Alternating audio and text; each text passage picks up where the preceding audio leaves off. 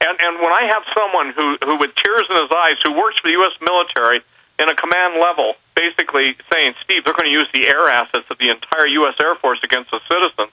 That and I'm telling you this, Alex, you don't just sit there and go, oh, that's nice. Gee, I hope they don't. No. Daily Cost bragged, we're in control now. We'll use the Air Force against the American people. We'll get their guns. Right, but I said that before that even came out of the Daily Cause, okay?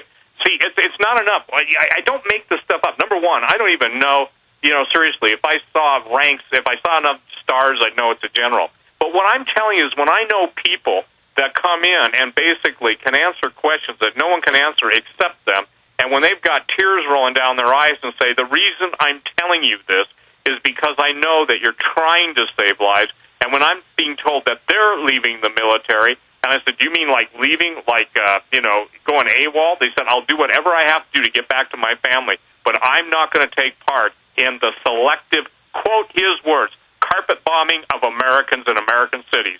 So when I hear of F-16s circling over specific areas... No, we've had Blackhawks, Cobras, Sea Cobras, Chinooks, B-2 bombers flying over Austin in the last 2 weeks during NLE 09.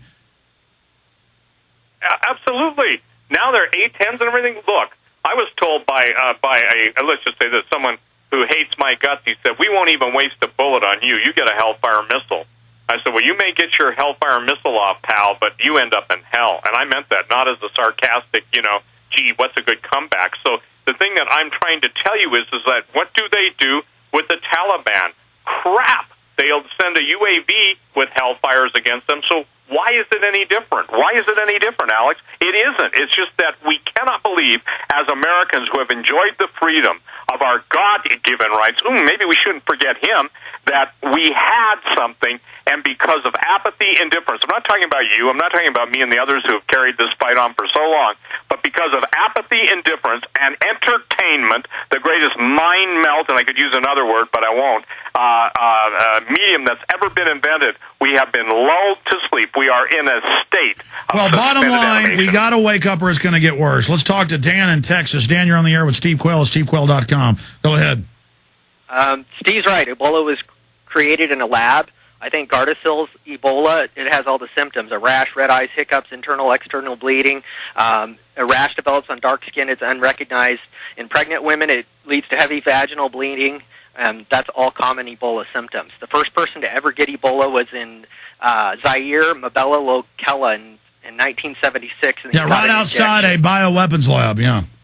Yeah, he got injected with what was supposed to be quinine, and then most of the women in his family died soon after. Notice they have new outbreaks in the U.S. and Iraq of troops after they get vaccinated, just like the 76 vaccine. Go ahead. So my suggestion is that Steve's right. They've already tested it with Gardasil. They know people will line up and just take this stuff. So it's going to be easy for them to scare it. They'll just repackage it into the H1N1. The labs that can actually see the viruses have very expensive microscopes, and they're all under heavy control by the military or the pharmaceutical industry. Well, those that aren't are coming out in mainstream news freaking out, going, this is some kind of bioweapon. I mean, I've got major German news saying it's got cancer viruses in it and asking, why is this in here? And they're just going, we're the eugenicists. Shut up. We love you. I mean, it's just so sick, the stuff they write and talk about. Well, again, they're going to try and do that, and I'm saying that there's going to be infighting and double-crossing and triple-crossing, betrayal, counter-force war, war within the intelligence community, specific agencies against each other. By the way, they're killing each other up right and left right now, and for those of you that doubt that, just remember Roland Carnaby and the intelligence. Well, why do you think it's coming out on Blackwater now? We knew about the slave rings with little kids and the sex parties and the wife swapping and how, how the mercs were shipping in weapon systems to sell to the resistance to even have a fake war. Now it's in federal filings. This isn't just coming out for no reason. There is war going on within the New World Order. Absolutely, and the head of Blackwater, which is now called ZXE, he stepped down, and he obviously they're coming after him for being involved in murder. But the thing is that obviously when the Illuminati or elite turn on their own, it's usually based on a change of heart. And I hope that's what has happened to the head of Well, that's what happened when Lenin went to Stalin. They had a big blood feast. When Hitler got rid of the SA right when he really got power on February 27th, 1933, after he Reichstagged, 7 months into office, whenever they run these ops, or a few months into office, excuse me, whenever they run these ops, well, you're saying it shows a change of heart. I've seen that a lot of times be a jump point when they're really getting ready to really start slaughtering. They first kill their own people. Wait, you're saying it could be good news? That could be it, too, because, look, if they're hanging them out to dry and they're throwing them to the wolves, it's either for something he knows, something he's done, or something he won't do.